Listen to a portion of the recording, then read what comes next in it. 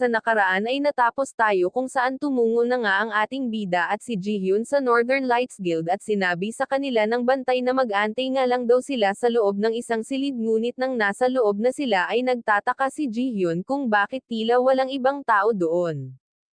Maya-maya pa ay dumating na si Lee Hwan at binati niya sila pagdating sa kanilang guild. Agad namang tinanong ni Pilseong kung ano ang nangyayari at kung bakit tila sila lang ang naroon.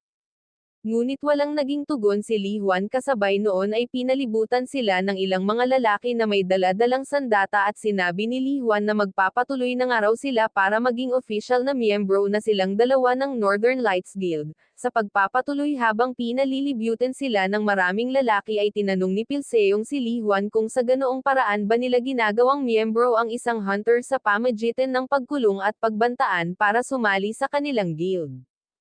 Bilang tugon ay sinabi ni Lee Hwan na hindi naman sa ganun at wala silang balak na manakit hanggat pepirma sila sa application form ay walang mangyayaring masama. Seryoso naman itinanong ni Pilseong kung ano nga raw ang mangyayari kung tatanggi siya sa kanilang kagustuhan. Wala namang naging tugon si Lee Hwan, sa halip ay pinitik niya ang kanyang daliri, kasabay noon ay agad na kumilos at naglabas ng mga sandata ang maraming mga kalalakihan. Pagkatapos at may pagbabantang sinabi ni Lee Hwan na iyon ang dahilan kaya kailangan nilang mag-sign sa application form jung talagang mahalaga sa kanilang dalawa ang kanilang buhay. May pangangamba namang itinanong ng Hangul na si Jihyun kay Pilseong kung ano na nga raw ang kanilang gagawin sa ngayon. Kaya walang pagpipilian si Pilseong kung di sabihin na sasali na nga raw siya sa kanilang guild na lubos na ikinatuwa ni Lee Hwan, saan pa niya na magandang desisyon nga raw ang ginawa ng ating bida, kasabay noon ay iniabot niya ang application form sa ating bida para simulan na ang perma. Sinabi din niya na kapag nakapag-sign na nga raw si Pilseong sa application form ay dapat na magiging panghabang buhay na ang kanilang loyalty sa guild. Sinabi naman ng ating bida na bago siya pumirma ay kailangan muna niyang makaharap ang Guildmaster ng Northern Lights. Dagdag pa niya na gusto nga raw niyang makita at makilala kung anong uri ng tao ang Guildmaster ng Northern Lights. Natuwa naman si Lee Hwan sa alok ni Pilseong kaya sinabi niya na agad nga raw niyang tatawagan ang kanilang Guildmaster, kasabay noon ay nalipat ang eksena kung saan kausap na ni Lee Hwan ang kanilang Guildmaster sa tilipuno. May pananabik ding sinabi ng Guildmaster na darating siya agad maya-maya sa kanilang location. Nasabi din niya na mukhang napanghahawakan naman ni Lee Hwan ang mga bagay-bagay at nakilala natin siya bilang si Kuyung Han, A-rank hunter at siyang Guildmaster ng Northern Lights. Bumalik naman tayo sa ating bida at sinabi ni Lee Hwan sa kanila na maya-maya nga raw ay darating na ang kanilang Guildmaster. Kinakabahan naman si Jihyun ng kanyang nilingan ang isang lalaki na tila may masamang ngiti. Maya-maya pa ay humingi siya ng tawad sa ating bida dahil sa paglagay sa kanya sa ganoong sitwasyon. Sinabi naman ni Pilseong na wag nga raw itong humingi ng tawad dahil hindi naman niya kasalanan dahil sa simula pa lang ay talagang siya na ang pinupunterya ng mga ito. May pag-aalala namang tinanong ni Jihyun si Pilseong kung seryoso nga ba raw ito sa pagsali sa guild ng Northern Lights. Nakangiti namang sinabi ng ating bida na siya nga raw ang bahala kaya wag nga raw siyang mag-alala. Dagdag pa niya na kahit anong mangyari ay dapat na unahin ni Jihyun na protektahan ang kanyang sarili. Wala namang nagawa si Jihyun kundi ang sumunod sa iniutos ng ating bida at maya-maya pa ay napukaw ang kanilang atensyon nang may pumasok sa loob ng silid at napag-alaman natin na ang pumasok ay walang iba kundi si Kuyung Han, ang Guildmaster ng Northern Lights, at habang papasok ay binabati niya ang ating bida at agad din siyang nagpakilala sa adpa niya na nagagalak nga raw siyang makita ang ating bida ng personal.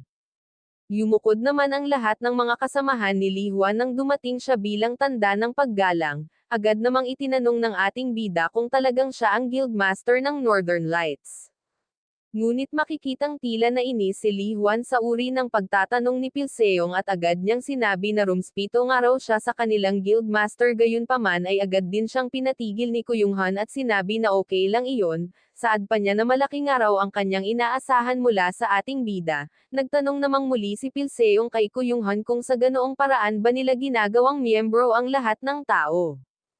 Hindi naman iyon itinanggi ni Kuyung Han, saad pa niya na ginagawa niya iyon para palaguin ang kanilang guild. Mayabang din niyang sinabi na sa ganoong pamamaraan kaya lumago ang kanilang guild hanggang sa makaabot ito sa pang-11 sa rangkang ng guild.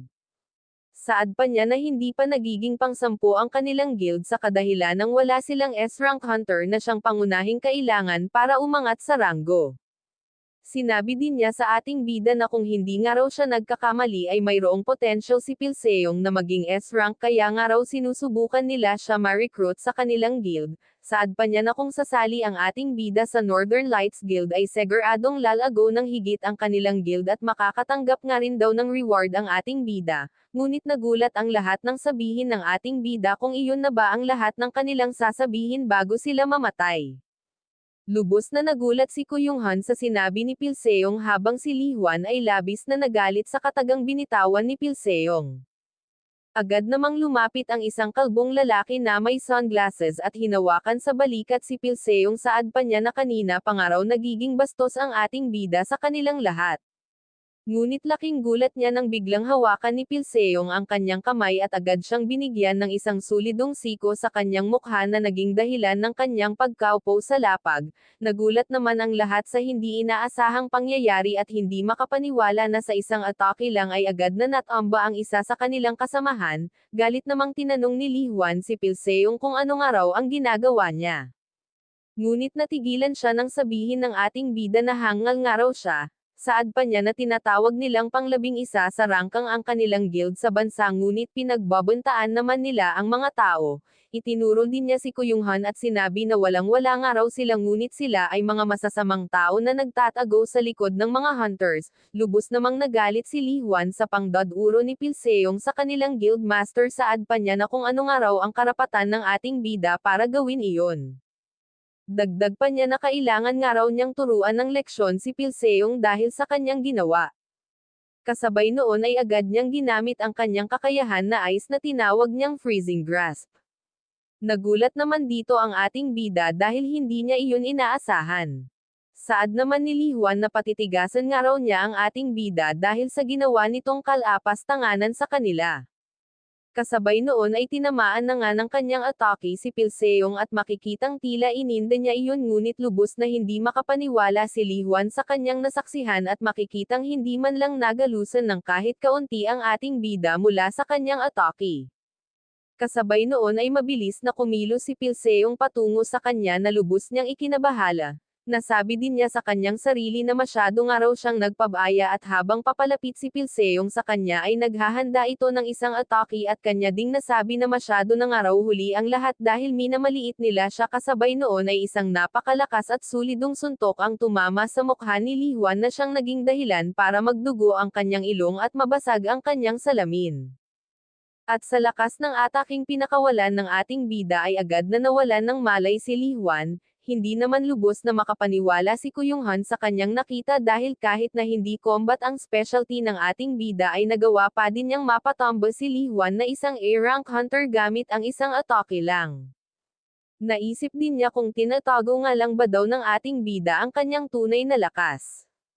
Gayunpaman ay hindi niya maiwasang magalit kaya agad niyang inutos sa iba pang mga lalaki na sugurin at itumba ang ating bida na agad naman sinunod ng mga ito, na unang umatake ang lalaking nakaputi gamit ang kanyang espada at kanyang sinasabi na mamatay na nga raw ang ating bida, ngunit sa kasamaang palad ay walang kahirap-hirap ba iniwasan si Pilseong ang kanyang ginawang atake at bilang ganti ay agad siyang itinumba ng ating bida at sinunod din niya ang isang panglalaki. Sa lakas ng ataking ginawa ni Pilseong sa kanila ay hindi na nila nagawang muling makatayo ngunit habang abala si Pilseong ay laking gulat niya nang biglang lumitaw sa kanyang likuran si Kuyunghan na naghahanda ng kanyang atake ngunit sa kasamaang palad ay bigo din siyang matamaan ang ating bida. Mabilis na gumawa ng distansya si Pilseong mula sa kanya, tinatanong din niya si Pilseong kung ano nga raw ang kanyang karapatan para magalit sa kanila. Napag-alaman din natin na ang kanyang punyal ay isang legendary item kaya umaapoy ito at ito ay tinatawag na Fang of the Fire Dragon. Sinabi pa ni Kuyunghan na mas mabuting sumuko na nga lang daw si Pilseong lalo't gamit niya ang legendary item na Fang of the Fire Dragon. Saad naman ni Pilseong na mukha nga raw isang magandang item ang punyal na kanyang ginagamit. Pinagyabang naman agad ni Kuyunghan ang kanyang punyal dagdag pa niya na ito ay nakuha mula sa S-rank dungeon dagdag pa niya na gamit ang Fang of the Fire Dragon ay wala siyang naging kalaban na kahit sino. Nasabi naman ng ating bida na tanga nga raw ito dahil palagi niyang sinusubukang tumbasan ang kanyang sariling mga pagkukulang sa pamamagitan ng pag-asa sa mga sandata at mga kasangkapan. Lubos namang nagalit si Kuyong Han sa sinabi ni Pilseong kaya agad siyang sumugod at kanyang sinasabi na kung ano nga ba daw ang karapatan ng ating bida na pangaralan siya. Kasabay noon ay nagpakawala siya ng magkasunod na atake ngunit lahat-lahat ng kanyang pagsisikap ay nabigo na lubos niyang ikinaiinis dahil hindi siya makapatama ng kahit isang atake man lang sa ating bida. Seryoso namang sinabi ni Pilseong na kahit gaano pa kahusay ang kanyang sandata at kung gaano kalakas ang kanyang nasasakupan ay wala pa din iyong halaga kung hindi niya iyon makontrol ng maayos. Napagapang naman sa lapag si Kuyong Han dahil sa pagod gayunpaman ay makikitang lubos siyang nagagalit kay Pilseong, at dahil sa kanyang galit ay muli siyang tumayo at sumugod sa ating bida habang kanyang sinasabi na wag nga raw siyang maging pabaya.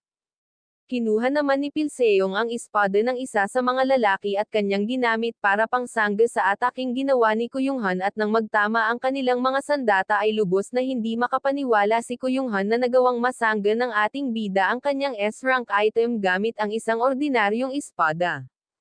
Bigla namang naghanda ng atake si Pilseong habang kanyang sinasabi na kahit saan niya tingnan ay kailangan matuto ng isang aral si Kuyong Han. Lubos namang nangangamba si Kuyong Han sa kanyang buhay at maya-maya pa ay tumama na ang atake ng ating bida sa kanya. Ngunit dito muna matatapos ang ating episode 13 kaya muli nating abangan ang mga mas kapana-panabik na mangyayari sa ating bida kaya wag mong kalimutan mag-subscribe para lagi kayong updated sa susunod na episode. Maraming salamat!